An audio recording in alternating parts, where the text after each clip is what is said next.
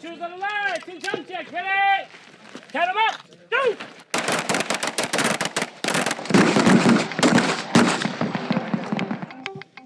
You're gonna go hit, bow, bow, and then you're gonna move back to create the distance, and then you can push out. Does that make sense? Yes. Geneva Solomon is a mother of 3 and firearms instructor in Los Angeles. She teaches self-defense and shooting skills to a group of Black gun enthusiasts and me, a New Yorker who's never touched a gun. Oh, shit. Geneva says she didn't grow up around guns, but first turned to firearms for self-defense after leaving a relationship she described as violent. And so I walked into a gun store, and I'm a Black woman walking into a gun store. I was the only one there. And I think I waited about an hour and a half before someone would come and talk to me. And I didn't like that experience at all. The memory of that experience prompted Geneva and her husband Jonathan to open Redstone Firearms. But in the 5 years they've been open, they've dealt with some harassment. We've had swastikas carved into the windows, cars been keyed, emails have been sent, lots of threatening phone calls. There's not a lot of Black-owned gun shops in the country. It's pretty rare. We didn't really realize we were that unique. It wasn't until about a year into operating the actual store that I sat down, got on the computer, and realized, oh my God, we're one of like 5, and we're the only one in California. Redstone Firearms is registered with the NRA. The organization has a tight grip on the gun industry, offering benefits to business owners like Geneva. Yet Geneva turned to another gun club for a sense of belonging. Its name? The National African American Gun Association, or NAAGA. Some call it the NRA for Black people. 2 to the body, 1 to the head. The Solomons are NAAGA state directors for California. Shooter ready? Shoot! Dr. Rashid Ivy is one of NAAGA's newest members.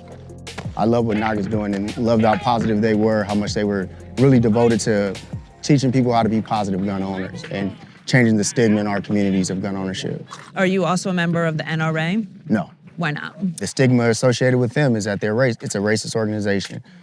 Black gun owners and the NRA have had a contentious relationship for generations.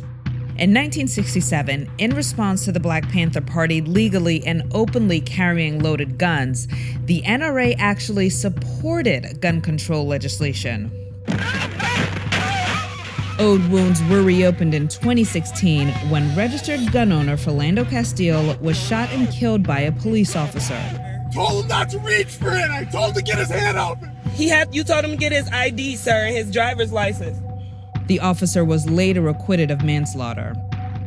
But at the time of Castile's death, the NRA released a statement saying reports of the incident were troubling. But that response wasn't enough for many Black Americans. No justice, no peace. Prosecute the police. Yet the NRA continues to be a political firepower that touts its inclusivity. We in this room, we all come from every conceivable walk of life. We're proud of that diversity within our ranks. I got one question to ask. Where are all my NAAGAs at? I can't hear you. One more time.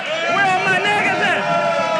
All right. NAAGA is nowhere near as large as the NRA, which has over 5 million members, but it wants some of the same influence. NAAGA celebrated its 5th anniversary this year and is considering forming a political action committee. When I first started NAAGA, I told my wife I might have 300 people over 2 or 3 years. Within the first month, I had 300 people. And we are now at the place where over 30,000 members. And what makes us different than any other firearms organization is that we are family, brotherhood and sisterhood. We agree to disagree, but we do not disconnect. Repeat it with me. We agree to disagree, but not disconnect.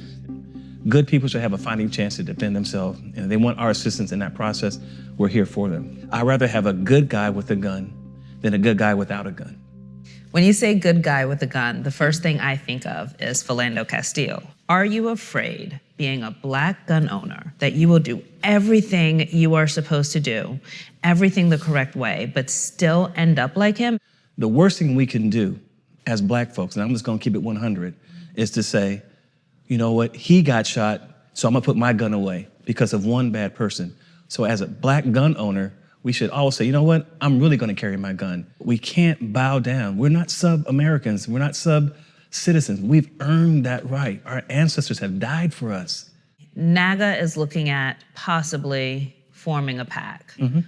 Why? I think it is selfish, at a minimum, not to look at other avenues to help our people.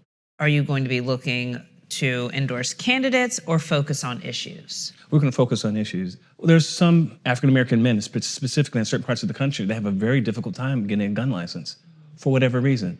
They don't have any background issues, they have clean credit, they have a good job, but for some reason they get declined. We would like to be an advocate for those type of individuals. Phil is leaving the decision to form a PAC to members. So first off, just show of hands. Who thinks NAAGA should form a PAC? A good chunk of the room. Who thinks you should endorse a candidate? Wow, no one. All right, so are you concerned that if NAAGA goes political, some white people are going to be afraid that it's the new Black Panther Party? I don't care what they think. Me neither. Why have a National African American Gun Association? Why not just join the NRA? Well, this is America, right? We can create any organization that we want. And why shouldn't we create an organization that we're prideful of, an organization that is focused on our community, an organization that is focused on education? Why not? Right? So I really don't care what anyone thinks. It's not about them, it's about us. If we focus on them, that's what they want. The group will decide on its political future at a convention in August of next year. Say his name, George Floyd! Say his name, George Floyd! Say his name, George Floyd! A lot has happened since we attended NAAGA's meeting. I can't breathe! I can't breathe! The continuing threat of coronavirus and the fallout over the recent killings of Black men and women have led to a surge in NAAGA membership. Roughly about 5,500 people have joined NAAGA within the last few months based on what's happening out in society. On one hand, people were joining the organization partly because they were fearful of, society breaking down, of shortage of food, of people coming in and raiding and doing home invasions.